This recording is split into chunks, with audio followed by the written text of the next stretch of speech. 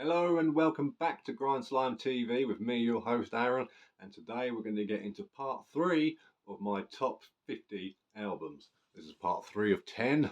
Oh, it's been quite nice doing this, having to go back through the old music catalogue and seeing what is and what ain't, and it's been bloody hard at the same time, because even though I've got the top 50 sort of down, I know there's a bunch of stuff I'm going to remember later and be like, oh no, that needed to be in there, and that needs. There's actually probably about 400 albums in my top 50, I'd imagine, but we're doing the best we can. So, without further ado, in no particular order, let's get it nice. Let's get it evil sounding. Let's go for Emperor Anthems to the Welkin at Dusk. Absolute banger, of course. I've been a huge fan of this album for a long bloody time. Well over 20 years. This is their third record, as you can see there. This edition's been done to look like a vinyl. Yeah, these are the special editions I managed to pick up on eBay some years back. Someone was selling all 5 boxes for, I think it was like 70 quid, and I was like, getting having that. So I did that nice little digipack action. Unfortunately, it got the it looks like it got the earache sort of treatment. Oh, just one flat, no lyrics. Oh, what did I even pay for? But you know, it is what it is. But it's a phenomenal album. This is the first Emperor album I heard. Now you could probably flip a coin between this and Nightside Eclipse when it comes to their full lengths, and I'd be pretty happy either way.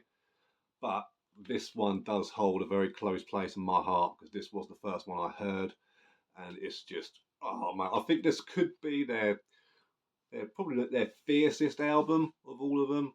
I think Ninth Equilibrium's their heaviest, but this is probably the fiercest one. This is just like straight into the sort of in your face, really ghostly sort of. I don't know. It's sort of like the end of the world's happening. You know, you've got that beautiful opening with the oath, and it's just like, oh, really nice. And then it gets all sort of heroic. You're like, oh, yeah. And it's all false hope, every last bit of it, because Yin Transcendentarium kicks in, and it's just like, oh, well, here we fucking go then. Like, the sky is falling. And it's just, I think, old Ishan's vocals sound best on this one as well. Everything just cuts through perfectly on the mix, and it's just really just exciting from start to finish. I really do. And Thus Spake the Night Spirit, another great one. There's there's just too much on here. That's really good. The Loss and Curse of Reverence. Yeah. There they are on the back. Look, this has got a bunch of extras on it, but we're not getting into that because that's not the actual album itself, as we all here like to know and whatnot. So, yes, Emperor Anthems to the Welkin at Dusk with that awesome sort of purgatory, sort of Renaissance engraving sort of thing looking there. Yeah, I'm all about that. It's sort of a macabre art stage that history went through, which is absolutely breathtaking in my personal opinion. Absolutely love it. So there's one for today. Coming up next, we're going to oh yes, a little bit of heavy metal on this one. Oh yes, I know it. You know it. It's Merciful Fate. Don't break the oath. Absolute banger. Now this here, you got the digipack again. Sort of looks like a record, but this one isn't embossed the way the one Emperor is. And this comes with, here we go, booklet. Opens up, look, so you can read along with the songs, which is always nice. You got that really cool extra zoom in there on the inner flap. I like that, really cool. Look, he's pointing at you. Yeah, he's pointing out to you. He's like, you got bogey on your face, mate. Up there, look, you missed a bit. Bogey. Really cool stuff. I love this album. It was the first Merciful Fate record I heard. At the moment, it's still the only one I own. The other ones are quite expensive to get a hold of, but from what I've heard, I only really like this and The first one is Melissa, and I quite like the self-titled EP as well. But I've checked out some of the King Diamond stuff, and it's just not for me. I feel like he can sing too well in King Diamond. But as far as this album goes, I mean, it is groovy, it's melodic, it's heavy, it's quirky, it's evil sounding, it's absolutely off the wall bonkers, and it's just an absolute fucking freak show, and I love it. It's just got, I don't know, it just flows really well as well. It's just, oh, I don't know, it's pretty close to being a perfect album. The production is bang on, and I love it when bands do those solos when they harmonize it with an acoustic guitar. And this has got a lot of that going on. It sounds so cool, and it just sounds like devil music. You know, it's just this is the sort of shit your fucking parents were scared of in the 80s. Oh no, it's gonna get possessed. Yep, in the best way possible as well. Really, really cool. I couldn't point out any standout tracks. Really, they're all really good. I mean, Desecration of Souls, the final one, Come to the Sabbath, Gypsy's a banger. They're all really good. Even The Oath, a really nice little interlude there. You know, it's just really it's gentle and sort of acoustic and got that sort of ooh thing going on. Just really nice. And it just kicks off into the Gypsy, and it is just a really cool album. Like it just bleeds metal all over the place. Absolute banger. I think they're from Denmark. Is that right? Are they Dutch? I can't remember.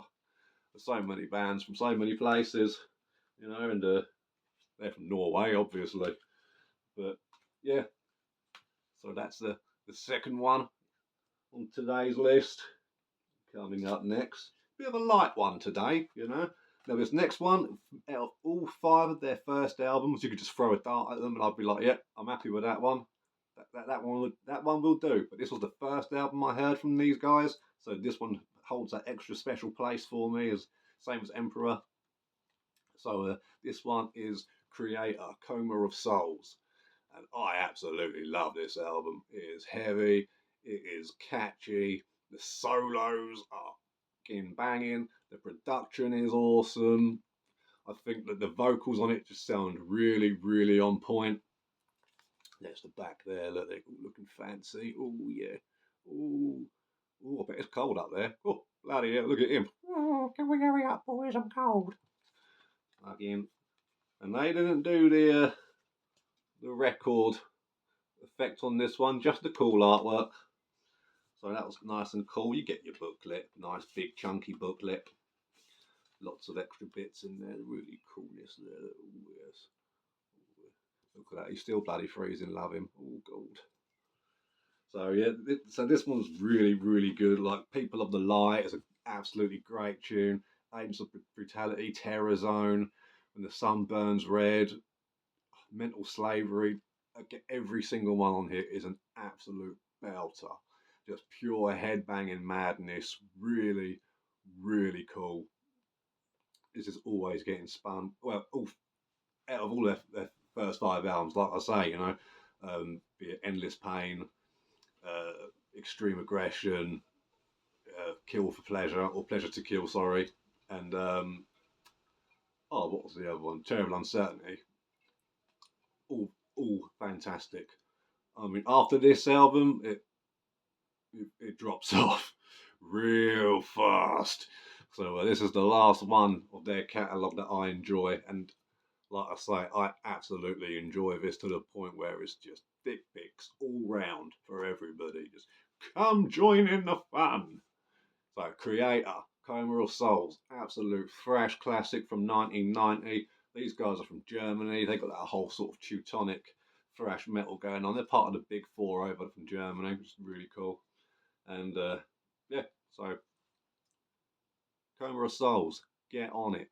It's on your Spotify, and all these are on Spotify actually from today, and YouTube and whatnot. I don't know about iTunes. Is iTunes still a thing? Probably, but I'm guessing it's on there and all. Mm-hmm. I'm not plugged in like a lot of these kids today. I'm getting old, boys and girls. Keep forgetting about the ladies. That's my fault. It's a generational thing. Leave me alone, crazy bitch. Now, up next, we have got something not so light. I thought, as I was going through these, I thought, oh, these are all a bit light, but you know, all great stuff, obviously. So I thought I'd pick out a nice, heavy, brutal one for you. And we're talking about the absolutely legendary debut album. The one before doesn't count. It's a compilation of their 2 demos, but this one is their debut, and it is motherfucking She Lay Gutted by Disgorge. Just look at this artwork, you dirty, dirty boy. Old Ziggy. Absolutely fantastic job there. There's Mary on the stairs. His little baby Jesus soul is going, oh no, on the steps of the church there. She's been left to be found by some other motherfuckers. You've got backup vocals on here from Eric Lindmark as well, from Deeds of Flesh. Rest in peace, bruv. Lovely booklet with all them fancy lyrics and all whatnot. Yeah, straight to the point, straight to the point. Some cool artwork there as well. I don't know if you can sort of really make that out. Really cool though. But then you've got the coloured version behind. It's on the disc as well, but behind it, look at that. Yeah, mate. Ooh, yeah. All about that. Now, this is my favourite Disgorge album. I think it's an absolute bungar, as they all are. But this one is just, it's rough, it's ugly. It's about 26 minutes long, if that. And it is just belting out the bangers from start to finish. Be it Compost Development, the title track, Womb Full of Scabs, absolute classic Disgorge song. Just look at that. You got, oh, mate, each and every one is a banger. 9 tracks of solid, brutal death metal the way it's supposed to be made, with the frantic drums from Derek Myers. You've got the fantastic guitar work from Diego Sanchez. Awesome work from old Benny Boy.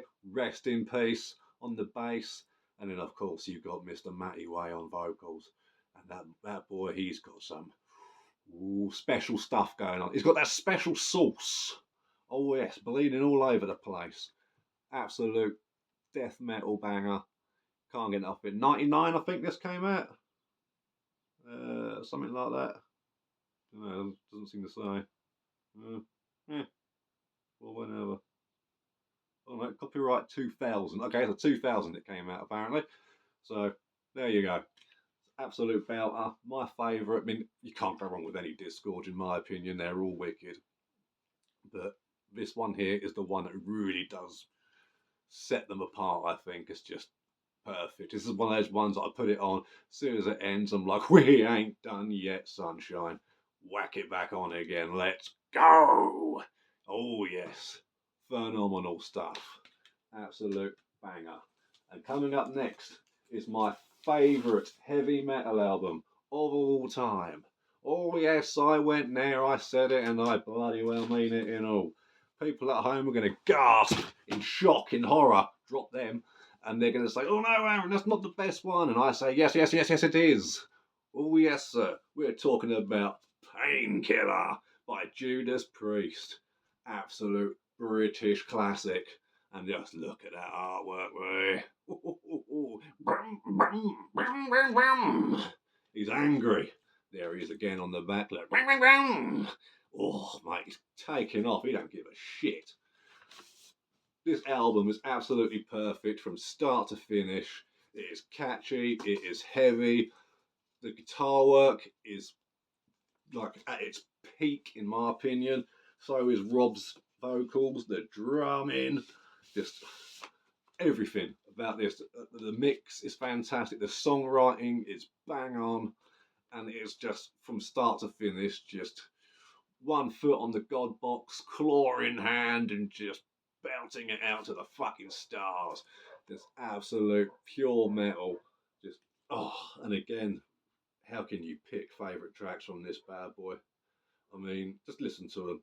Painkiller, Hell Patrol, All Guns Blazing, Leather Rebel, Metal Meltdown, Nightcrawler, Between the Hammer and the Anvil, A Touch of Evil, then a little interlude in Battle Hymn, and then One Shot at Glory.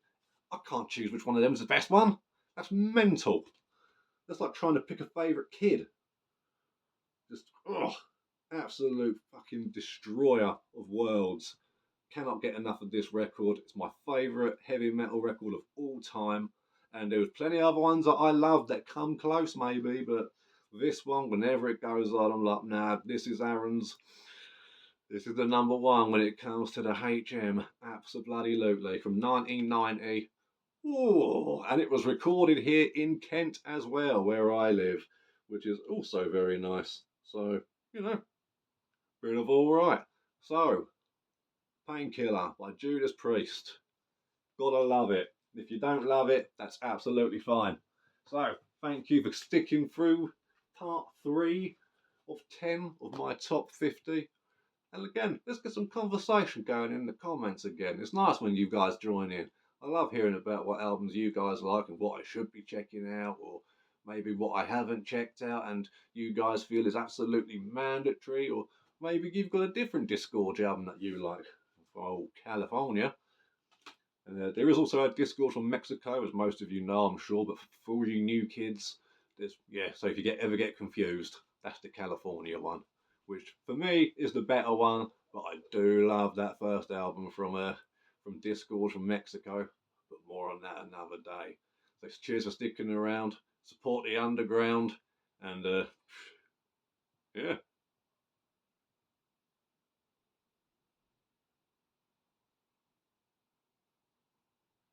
in a bit.